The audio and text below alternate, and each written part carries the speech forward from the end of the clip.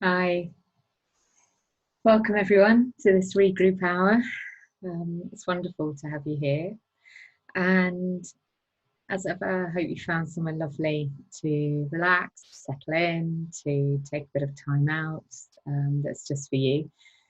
That idea of taking time out, that relates to what we're going to be talking about today, actually, this idea of time and what it means for us and how it feels and what we do with it, and etc., etc. So the regroup hour is a time to settle, to come together with others through our live events, or to settle in with ourselves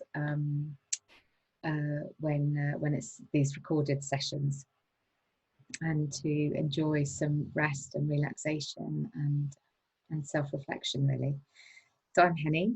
I'm a coach, I'm a retreat host, and I've got a special interest in how self-care helps us make and manage change, and how it helps us do that feeling calmer, feeling clearer, feeling more confident about the things that we put in place, whether they're changes around how we think, changes around how we feel, what we believe, or changes about what we actually do, the sort of practical stuff. So during the Regroup Hour, we look at all the different facets of change through that lens of self-care.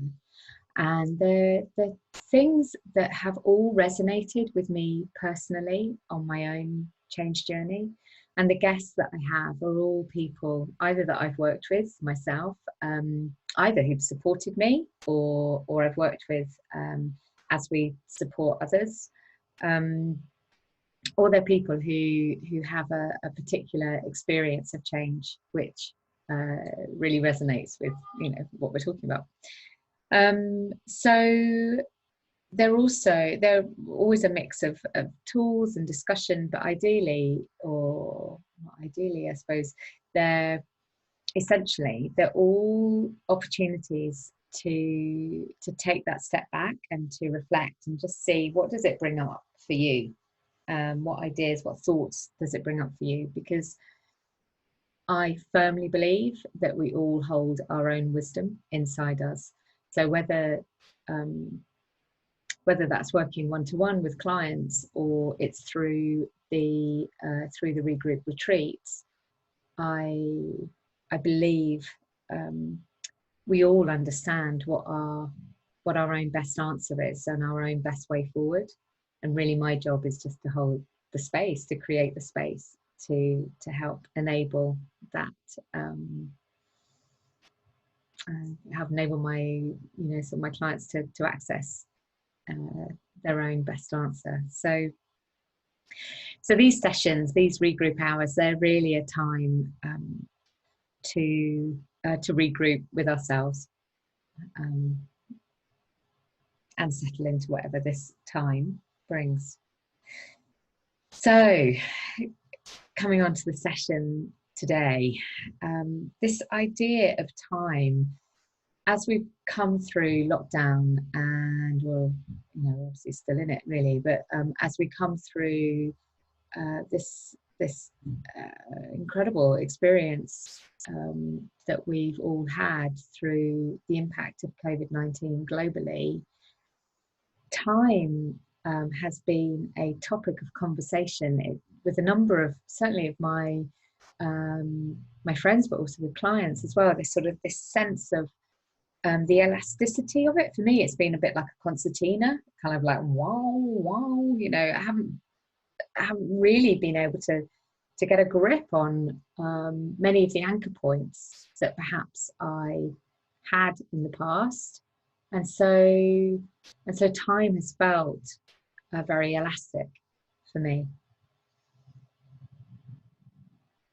And this topic of looking at time has really builds on the sessions that we did around resilience with Gemma and Abby, and the one that I did, and also the sessions, last two sessions that I did on communication around weird tennis and the drama triangle. They're all about opportunities to step back from what we're experiencing and observe it and go, okay, what am I noticing? What does that tell me? And what do I choose to do with it? So that's what we're going to be looking at now, really. So I wrote an article a couple of years ago, just over a couple of years ago, about time. And I called it Time. It's a funny thing, because it's all relative, as a very clever man once said. And it's this idea that really it doesn't matter how much time we have. Some of us take time and we squeeze it like a lemon and we get the last drop out of it. Or in the article, actually, I sort of had this idea around, like, sometimes we kind of hunt around seeing like if we've stashed a bit of time somewhere, in a back pocket or a handbag, somewhere that we'd forgotten about, and maybe there's a little bit extra there that we can access, that we can use.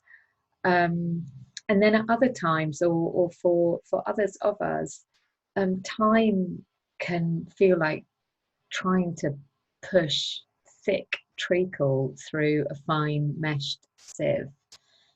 Can drag, and it can feel like a heavy, weighty thing. So wherever we are, kind of on that spectrum, whether we're in that like busy, squeezing everything we can out of it, or we're in that sort of heavier place, there is a single unifying factor, often enough, which is that we're using time in such a way that we may be not focusing enough of it on ourselves. And this is where some of these ideas around self-care actually start to come in to the topic.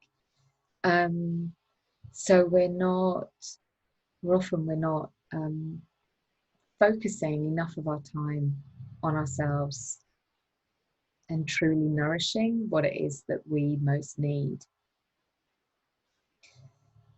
So building on that, actually, that thing around how we use time, one observation is that on retreat and also from one-to-one coaching, often what people are most looking for is, or certainly in the past, what people have been really looking for has been the gift of more time. And I think that's really interesting when we consider the impact that COVID-19 and the lockdown has had on us. And one of the things that I noted in the article that I wrote a couple of years ago was a really beautiful quote from Confucius, or it's attributed to Confucius. And the story is that we all have two lives, and that our second life begins when we realize we only have one.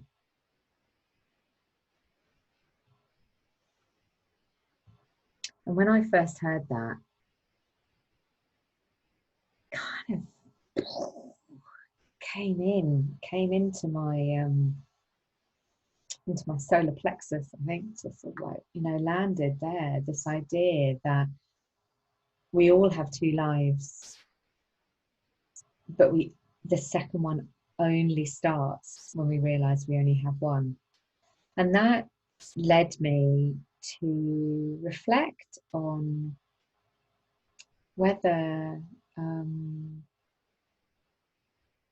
this time of lockdown has had that act of awakening.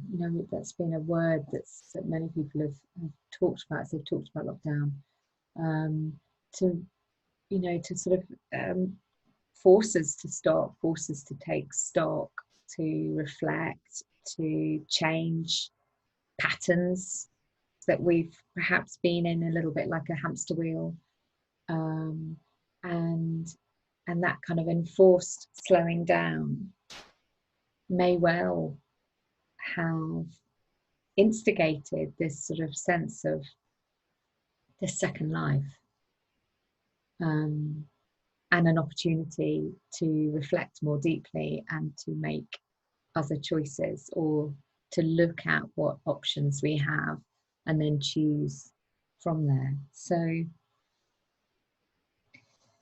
there was a really interesting podcast that I listened to recently with Alain de Botton, and I'm just doing a podcast. That's right.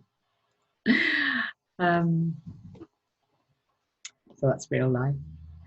And in it, he was talking about how our time horizons have shifted.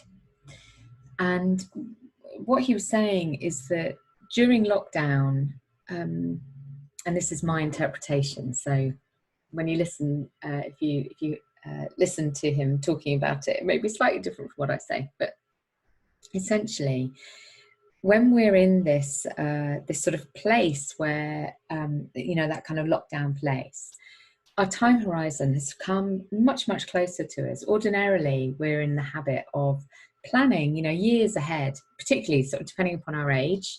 When we're young, when we're in our sort of 20s, maybe we've got a kind of time horizon of like 20 years. We're sort of thinking like, when I'm 40, I'll be doing this. When we're coming to our 50s, like me, maybe our time horizon is a sort of like, maybe there's a bit of a 5-year plan. What are we going to be doing at that time? As we get much older, maybe our time horizon comes a bit closer, because instinctively we know we don't have as much time remaining. And conversely, when we're tiny little children, the time horizon is very close, because they don't have a sense of like how much time there is ahead of them. So we do that sort of stuff around, one more sleep until we go to the party, or to see grandma, or whatever it might be.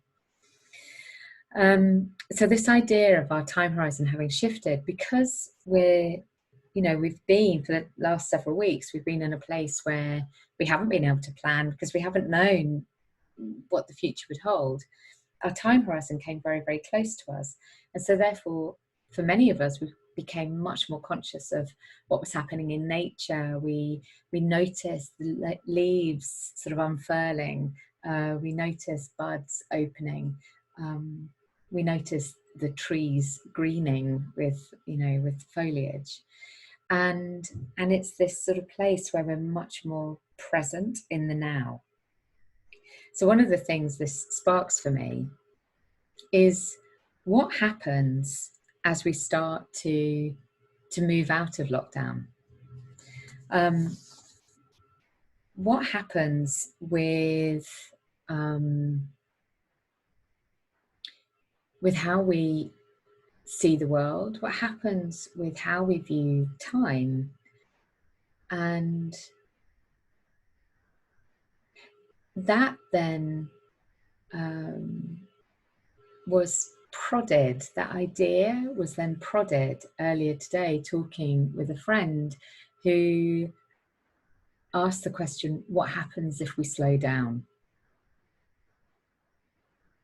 And from there, it makes me reflect on whether that slowdown is a physical thing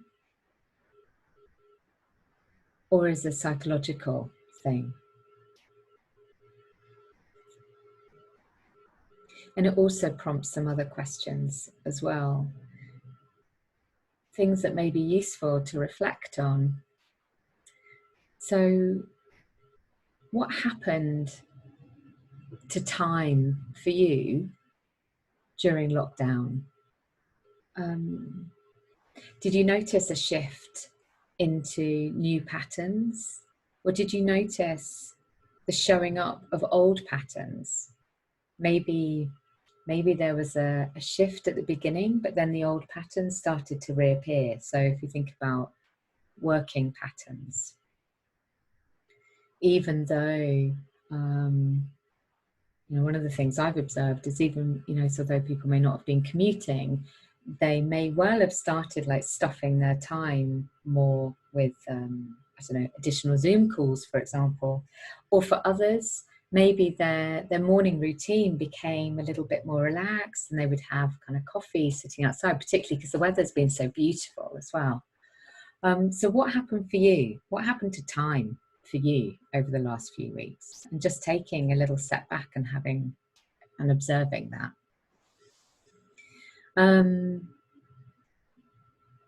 And one of the aspects of that is is that there is no right or wrong. That's a very key point. So just noticing what's happened with time, particularly if time has felt like a really valuable commodity for you in the past.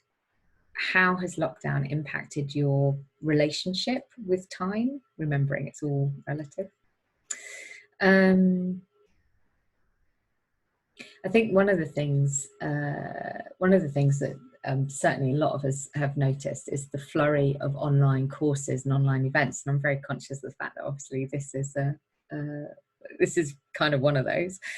And there was a lot of huge amount of online activity at the start, a big explosion of it, which may well have contributed to people's diaries suddenly becoming very full and spending a lot of time on a screen. And I know that one of the outcomes of lockdown has been people noticing how much time they're spending on a screen. And from there, we can make a choiceful decision about, is it serving us? How do we want to spend our time? There's something there coming up for me as well around this may well be an opportunity to practice some JOMO, which is the opposite of FOMO. So if FOMO is a fear of missing out, then JOMO is the joy of missing out. So for me, there's been something around the time of lockdown which has enabled me to really consciously step back from some commitments that I had put myself into, and consciously taking a bit of time for myself to reflect. I'm going to come back to that actually in a moment. So also for many of us, this time has been a time of learning some new skills or embedding habits and new practices as well. So remembering that it takes 21 days to create a new habit. Has anything, have you put anything new into your time and started embedding that as a habit? And this is all about how do we then choose to use our time as we start to emerge from lockdown? Because whatever that process of emergence looks like, and obviously at the moment there's still so much uncertainty, we know that the emergence will happen in some way. Stuff will change. It's the only constant. We know that things will change. And as we start to come out of lockdown, or as there begins to be a little bit more certainty around what steps we do need to take, those time horizons start to shift again. So while at the moment we may be still dealing with a lot of unknown unknowns, to quote Donald Rumsfeld, those known unknowns will start to be revealed, and then we'll start moving into the known knowns, and that time horizon may well start to pull away from us again. So it may be, if you haven't already done this, you haven't already sort of had the opportunity to do this, that this may be a really beautiful time to take a kind of metaphorical step back, and ensure that there's some kind of psychological safety, actually, in terms of how you want to experience the next weeks and months, and how you want to be ensuring that you are using your time in such a way that it is really supporting you.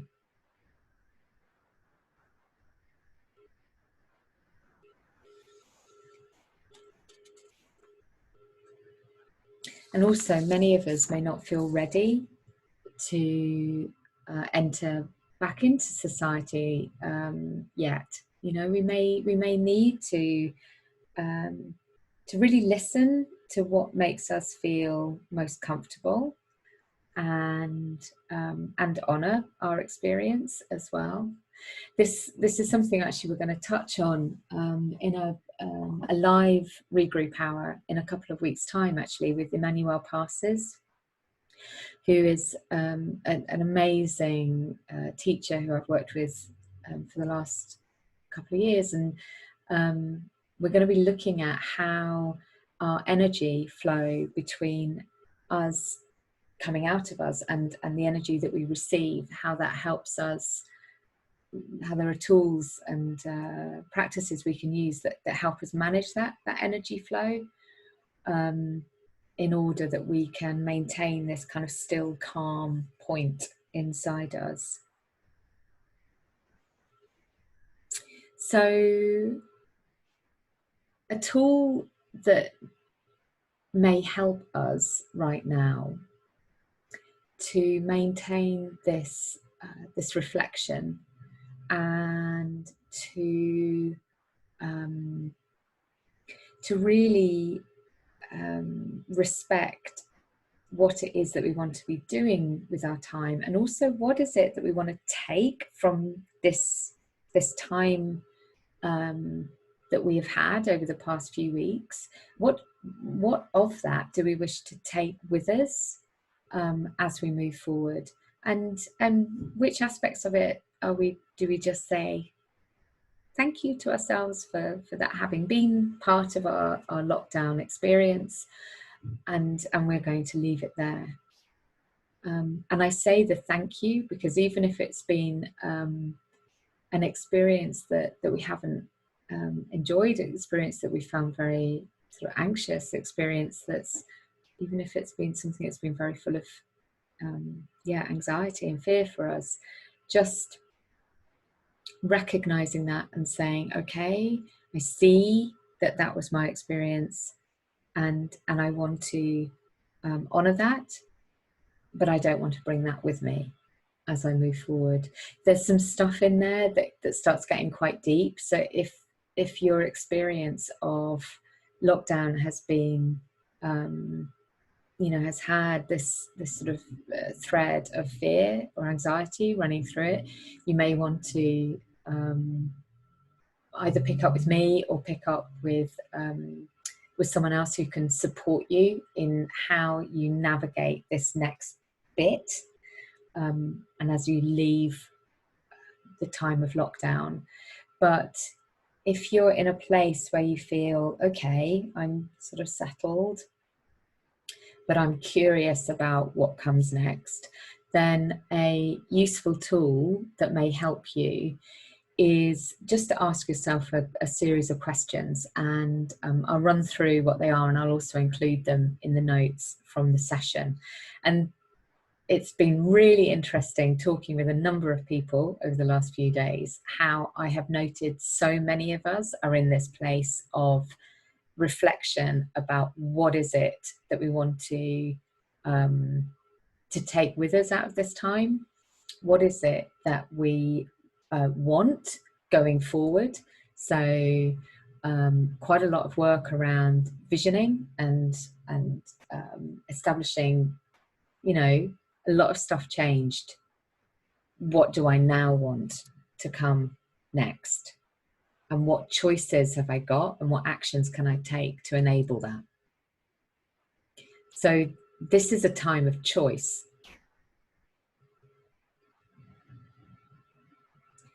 So 5 questions, quite simple questions.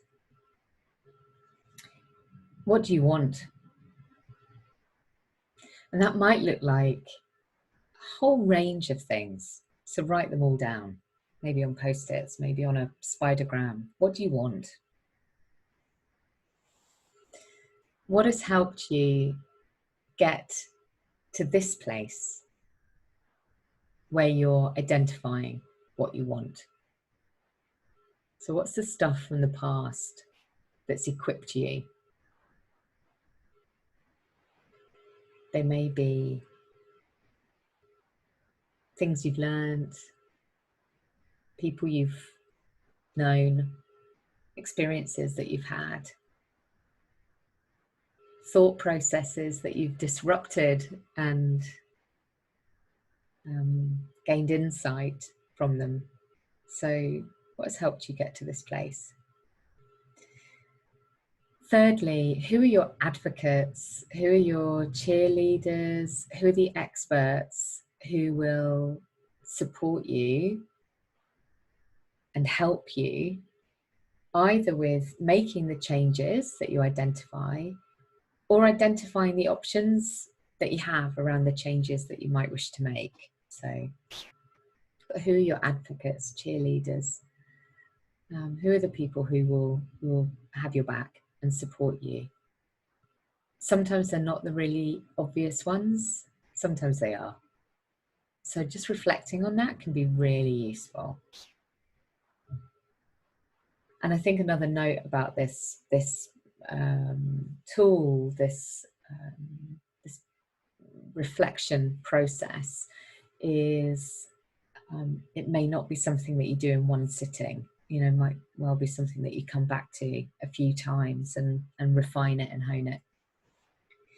So number 4 is, what are you already doing that's enabling you to achieve what it is that you want, either this vision or a set of goals, or whatever that outcome is that you identify.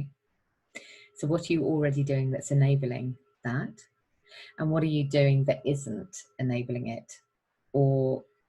And also, is there anything there that you're doing that's actively disabling it? So taking a very kind of clear-eyed look at stuff that you're doing. That could include relationships, that could include projects that you've started, it could include you know, going through your to-do list and just seeing, is it all actually necessary? Is it all helping me achieve this thing that I want? Maybe it is, maybe it isn't. And then the last one is, what's the first next step that you can take toward achieving what it is that you want? Maybe it's a conversation, maybe it's an action, maybe it's reflecting more deeply on something that comes up as you do the other parts of the process. So for me, just so you know, I've been doing this today, actually. I've got an old poster and I've got a number of post-it notes, and I am sticking them onto the poster and I'm moving them around, and I am challenging my thinking as I go in order to just really settle in and see what feels right. And this comes back to the session actually with Emmanuel, that part of this energy work, part of this thing about how do we like recognize like the flow of energy that's this kind of give and take that we're doing all the time, how can that help us come into this still, quiet place of reflection? So it may be that you start doing this process now, and then tune in, join us for the session with Emmanuel on the 7th of June, the live event, and then step back from the reflective work that you do here and go, oh, okay, what does my still voice, what does my inner voice feel about all of this?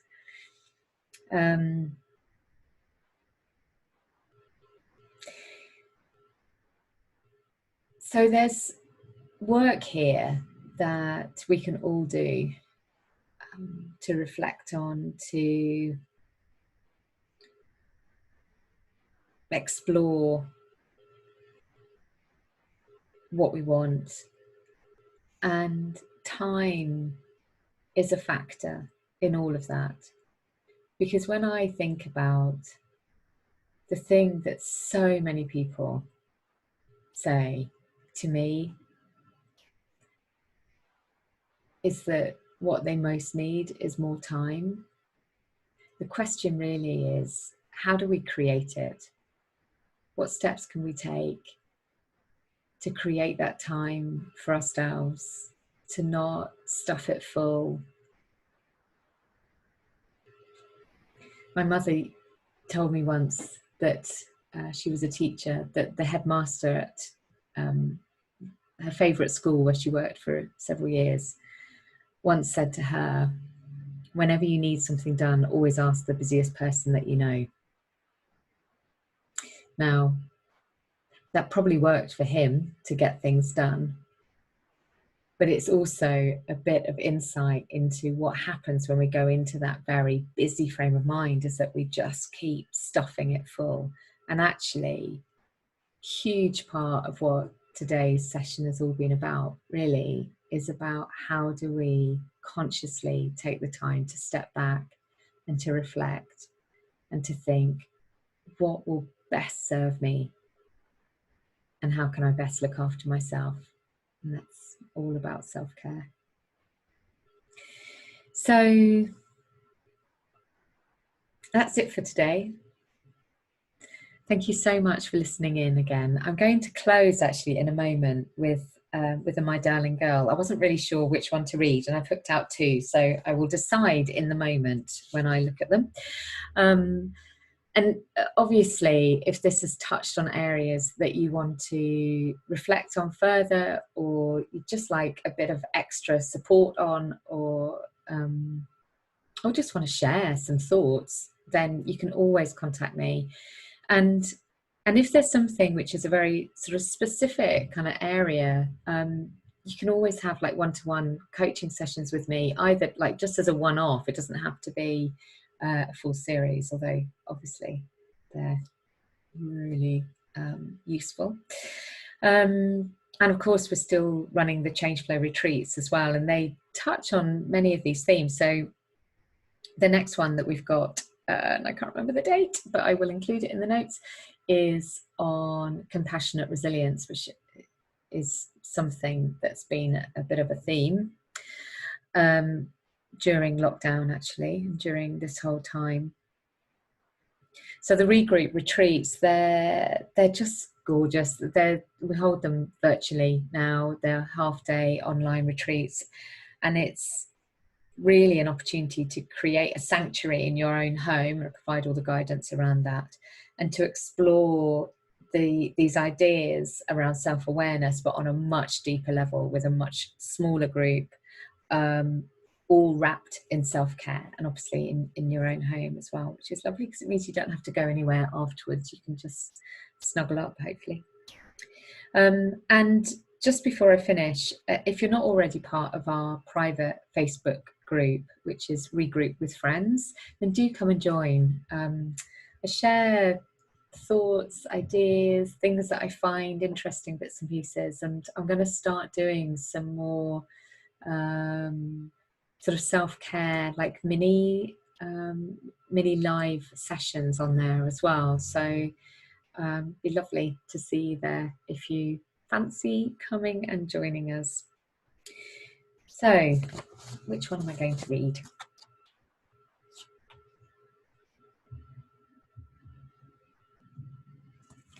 Okay.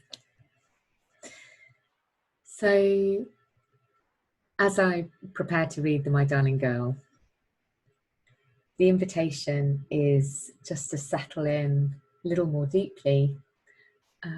If you've got a window nearby, maybe stare out of that if you've been watching me on the screen, and just see what it sparks for you, and I hope you enjoy it. And I will close at the end of the reading, so I'll say goodbye now and say thank you so much for joining us, and sending you a hug and a wave. Okay. So, my darling girl, you once spoke of a dream, a vision for how things could be. We held hands and talked late into the night, imagining how that dream would feel and taste and look. Exploring all the facets of that vision, we revelled in the picture that you painted. And as you spoke, I saw a single match flare in the darkness, lighting a candle inside you. When the morning came, you laughed at what we'd spoken of, dismissing it as foolish fancy, even while I saw you wished it could be so. But the candle still burnt true. Over time, I've seen that flame waver. I've seen that light dim to a glimmer. I've seen you follow others' flames, and I've noticed when you've looked back to see if your dream was still there, wondering if it's managed to survive, despite all the changes and life stages you have travelled through. As I look at you today, my love, I see that light is still burning in the night, like the lantern lit for loved ones feared lost at sea. And though it may have wavered and dimmed at times, I see that dream still calls. And I know if you close your eyes, you can see that spark shine still. If you want to leave it gently burning there, that is your choice, my love. But remember, if you ever wish to make it burn a little brighter, you just need to give it air. And then you can use it to light your way.